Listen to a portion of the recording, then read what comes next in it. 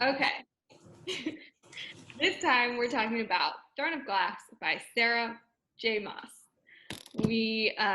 Courtney picked this one for book club because we loved the Court series by Sara, and so this, I believe, is actually her first series, right? I believe so. Yeah. So it's like 7 books long, and then later on she wrote the Court. So this is a review of Throne of Glass. Synopsis time. So basically, Selenia, is that how you say it? I have no idea. I say Selena in my head, but I've never been right yet, so. I always said Selenia in my head. I'll go with that.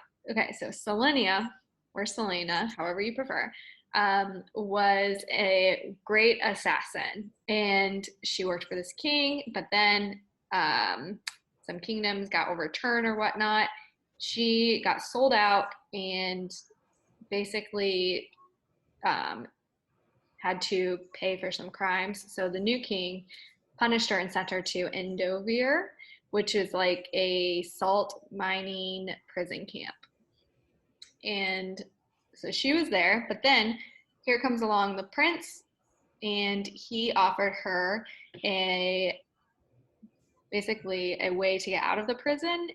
And by doing so, she had to compete in these challenges to basically win her freedom back. So the whole story follows her journey into trying to win her freedom back. Because the country is looking for a new assassin, right? So the challenges are a bunch of these sketchy people competing to become like the #1 assassin in the country. Exactly. That's basically it without giving away too many spoilers. Yeah, it basically just follows how they are trying to pick their next assassin and like just that time. I don't know how long it actually covers. I don't know either. Yeah. Like a couple months? That's what it seems Yeah, like a month. they're not very far apart, like the challenges. Yeah, they're like one a week or something. Mm-hmm. That's the craziest part was she's 18. Yeah. It's true. Insane. Yeah. So for ratings, I'll go first. I gave this a B+ because I liked the writing, but I could tell that it was Sarah's like an earlier book. I feel like her writing styles really evolved to get to the Court series, and it's really great in here, but it's just not as good as Court in my opinion. But I also loved the storyline. I thought it was a little different than what we've seen before, and it wasn't exactly predictable. I had like a lot of questions throughout, like, oh, I wonder how this is going to turn out. I wonder what like is going on with this, and I couldn't like guess the ending to all that, which I liked. So B+ from me. I give it an A-, because I would totally probably read it again. I like to grade the series like at the end of the series. So, but this book was really good. I don't know. I really like her as an author, so I'm excited to keep going and reading and finishing the series. I'm curious about how some of the like relationships are gonna play out, because I'm like, wait, what are we doing here? So I'm excited to see there's 7 books, so see what the next storyline is for the next one. I would do like a B+. I was kind of between a B and a B+, but I think if we would have read this series first, all of our ratings might be a little higher, because we're all like, oh, Court was better, but I mean, she wrote that after, so her writing style is going to be better or change or evolve. I thought it was interesting. I didn't think it was very predictable in general. Usually books are like, you can either go route A or route B, and hers, I'm like, this could go any which way, and there's like a lot of entanglement, but I feel like it kind of wrapped everything up at the end. I didn't feel like she left much hanging, if at all anything, so it was good. I rated it an A-. Shocker. I actually had that before Andrea said hers. But I agree. So writing style, not as good as Court, which is sad, but, and I feel bad giving a Sarah Maas book an A-, but the storyline was so unique. Like I haven't read a story like this before. And so that's why it got higher points, why it didn't go to a B, and I like the main character. I thought she was like more relatable. She's this like super strong, confident person. And I liked that better. Like Feyre and the Court series were good, but Feyre was not as confident, I guess, in herself. And I liked that about Selena. She had an interesting character dynamic because on one hand, she's an assassin and you would in my head, I thought she was going to turn out to be more like Amryn from the Court series. But she was like Amryn mixed with more, kind of. Like she had those moments where she was badass and she was like really strong and confident, but then she had other moments where she was very much a girly girl. Which she had moments where she was an assassin and then moments where she was 18. Yeah. Exactly. Yeah. She's like, I like this boy. Like there was some cute like little moments like that too. It was weird. The romance part wasn't as big as in this one though as the Court ones. And I tend to like I like the adventure side of it, right? But I do like the romance side of it. And there was a lot less of that. Yeah. Should we go into spoilers? Because I want to talk about a couple things. Yeah. Well, we should discuss Chaol or Dorian. Like at the end of the book, she doesn't pick either one really, but which one do you think she should have picked, or which one would you have picked? I liked Chaol. Team Chaol. Dorian's more my type. Why? The like powerful prince, right? Who kind of like doesn't care about shit. I like Chaol was too like moody and like brooding for me, and like I don't know, like sometimes I'm just like stop being like a stick in the mud. Like there were some things he did that I was like when he killed his first person and then he like gets all freaked out and he's like the leader of the army. He gets all freaked out and like won't even touch his sword. That annoyed the shit out of me. I was like, what is wrong with you? The like, what was his title? His official title? He's Captain of the Guard. Yeah, he's like the guy. Yeah. That annoyed me, but I don't know. I always felt like I was rooting for him. I don't know. I kind of took the whole like he killed Cain. Yeah, we're in spoilers. Like, wait a minute. He killed Cain. I took it as like not. I'm freaked out because I killed a human person. But I took it as more like he killed not off command, but off reaction to his feelings for Selena.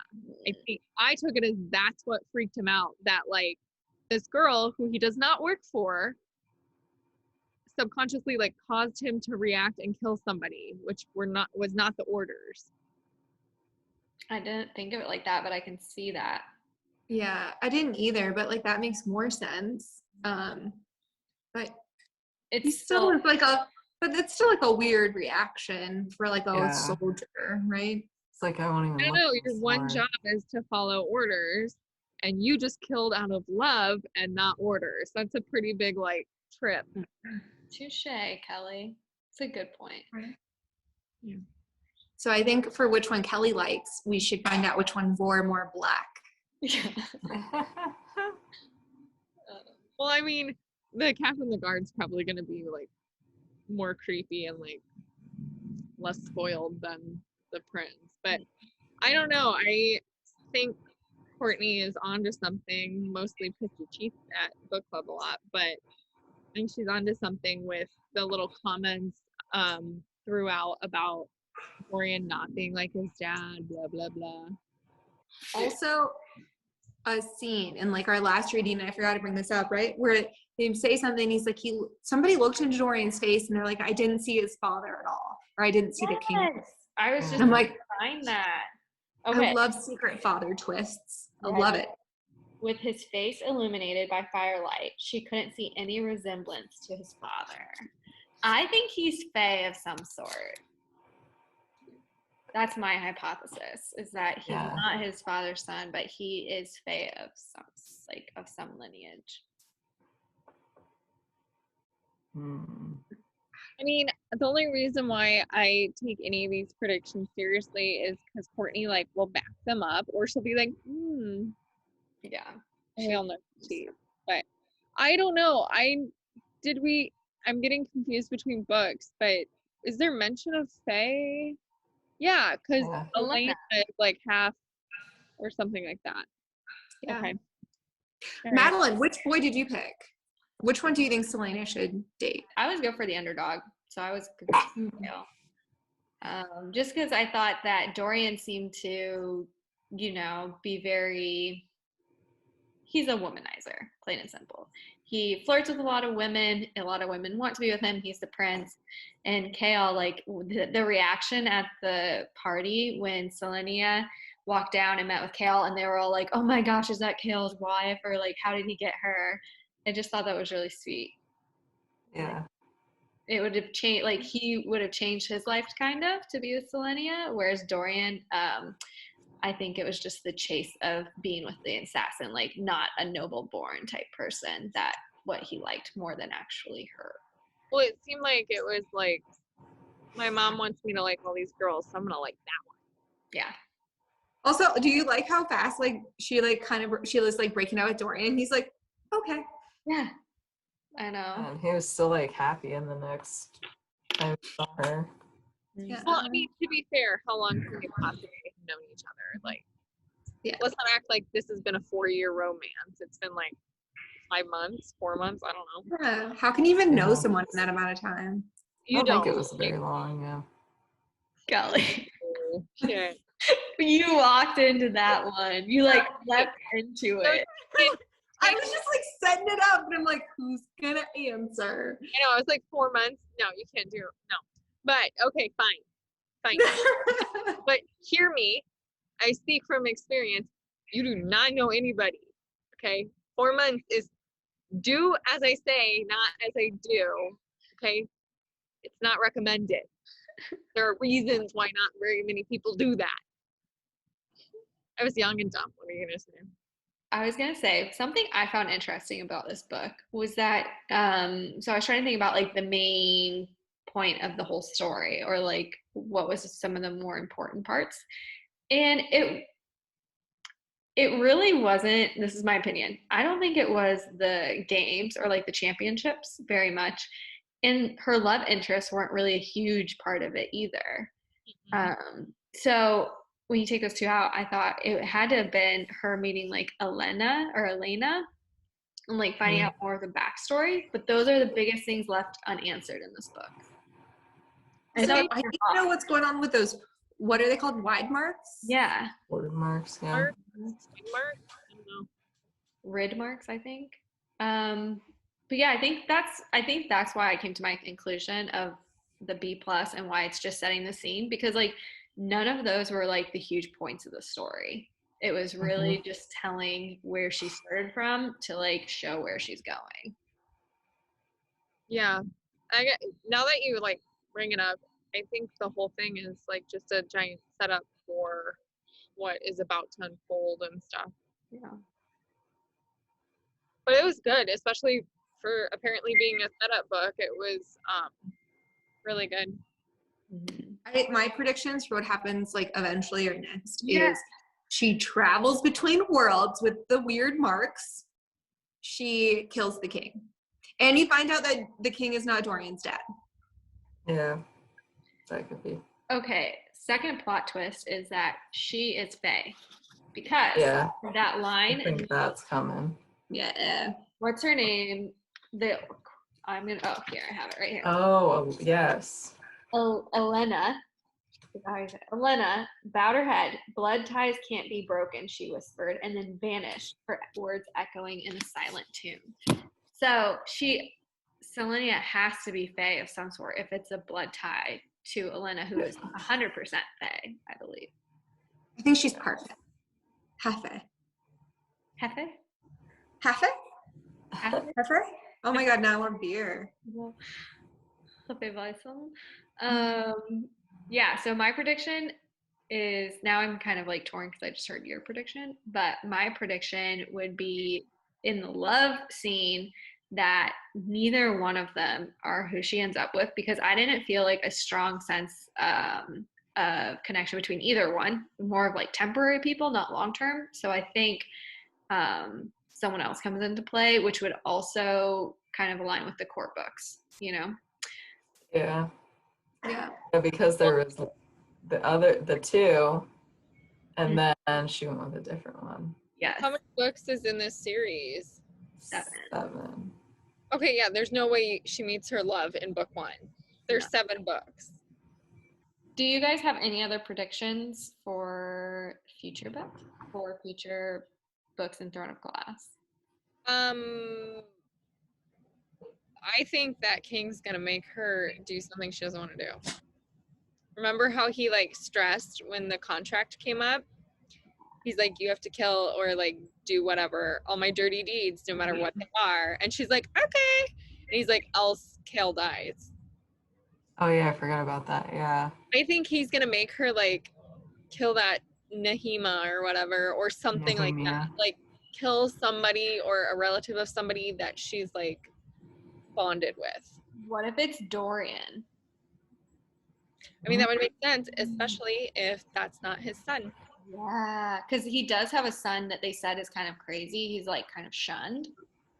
So what if he wants his actual true son to take over? Ooh, that's a good prediction. Yeah, I just thought it was weird that they like had that conversation and she was like, okay. And I was like, yeah, of course she's gonna brush it off. And then he's gonna be like, kill your little brother. And she's gonna be like, no. She doesn't have a little brother though, I don't think. As of right now. That was just like for purposes. An example. So I think that she gets a little brother, and then the king makes her kill him. Oh my god. Next book. Spoiler alert. Secret brother, secret father. Secrets everywhere. Secret fairy grandma. Fairy grandma. So there you have it. Throne of Glass by Sara J. Maas. Fantastic. Must read. And the series probably gets better as you go on. But the first one's really good too.